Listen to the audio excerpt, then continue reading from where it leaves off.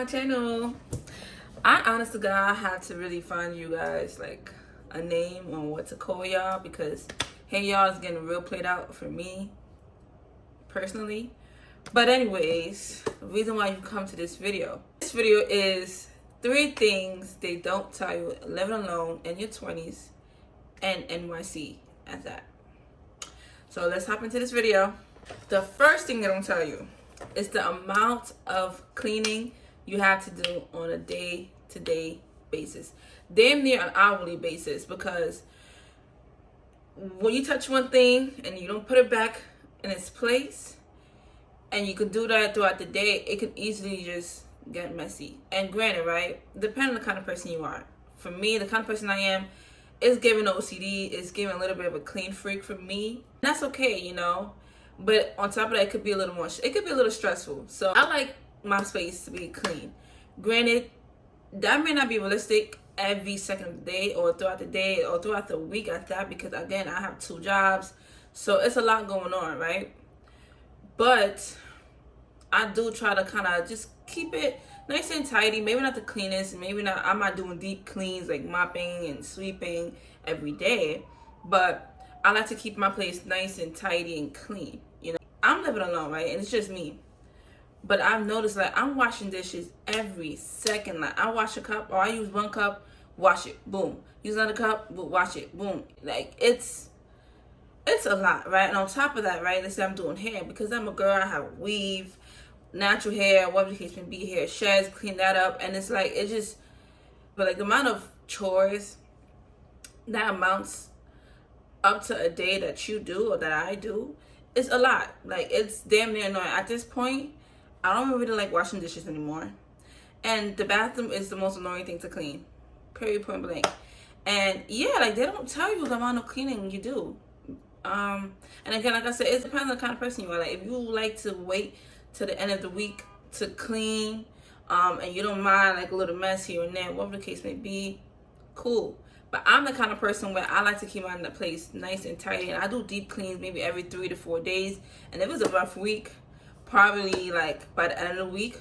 But for the most part, like, I can't function if my place is not like tidied up. At least tidied up. If my bed is not made, if my clothes is not put away, doors, closet door and everything closed, like if that's not happening for me, then I just feel all over the place, to be honest. But yeah, they don't tell you the amount of cleaning you do on an hourly basis, maybe even a minute basis. Okay, I'm dragging a little bit, but like they don't tell you, they really don't. So what's going on?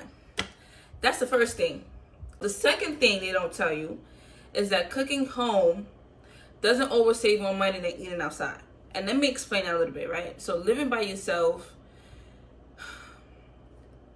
there's a lot of benefits to it, right?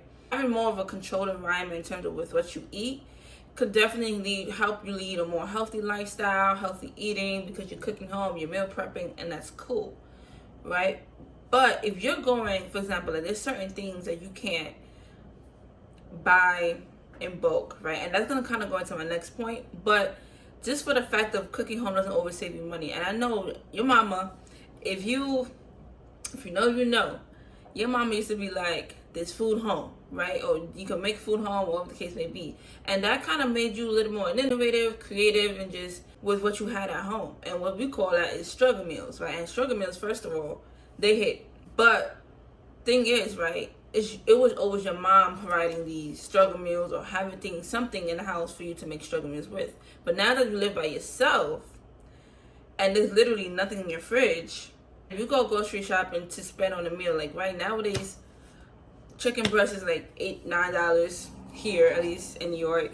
$8-9. Buy some veggies, whatever the case may be. Like to make one meal, right? And not even just a meal for the week, but to make one meal, it's probably about like $15 to $20.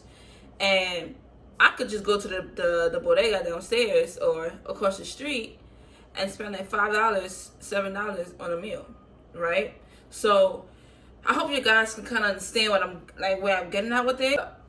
Long story short, cooking home doesn't always save you more money, because to cook at home and to buy those groceries could be a lot more, could cost you a lot more than eating out, right? Because you can literally just buy a plate for $15 or even $8, $9, depending where you are, and maybe even cheaper depending where you are, just, you know, if you know the spots and whatnot. But then this leads me to my third point as to what they don't tell you about living by yourself. Buying groceries in bulk is not always living alone friendly. And let me get to that. The reason why I say that, because there's just certain things you can't buy in bulk. For example, like your greens, maybe even veggies. You can't really, like, buying 3, 4, 5, 6 veggies, onions at a time, and you live by yourself, it's bound for those amount of veggies and greens buy in bulk to expire before you really get to use them and utilize them throughout the week. Because it's just me. It's just me that I'm feeding, and why do I need to buy green veggies in bulk and things that expire within a week or a week and a half or two? Is not good to buy in bulk. Not at all.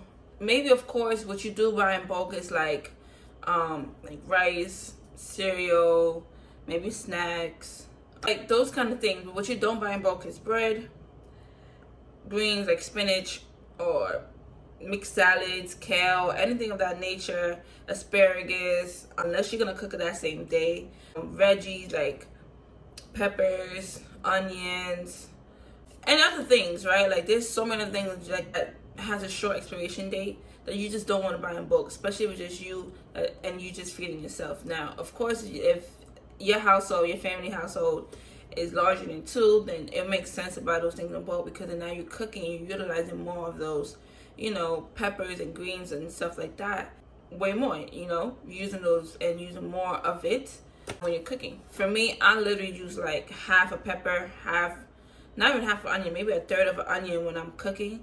And I don't always use veggies, right? But it's something to keep in mind. I just wanted to tell you guys the 3 things that they don't tell you when you're living alone in your 20s in NYC. Granted, there's a lot more, but I feel like these are the 3 things that really stand out to me. And that's not really talked about enough. Like, of course, when we get into the transportation or traveling in NYC, like that's a problem in itself. If you know, you know. But yeah, just 1, the amount of cleaning you have to do. 2, cooking home doesn't always save you more money than eating outside. And 3, groceries in bulk is not living alone friendly, depending on what it is. So yeah, y'all, I hope you guys enjoyed this video, this quick 1-2 video, and I also hope you guys take a few notes and really just, you know, put this in your pocket. So if you are looking for your own apartment, you are pursuing to live alone soon or at some point in your life, I hope you guys can take these 3 things they don't tell you about living alone in your 20s. Don't forget to like, comment, and subscribe. Deuces.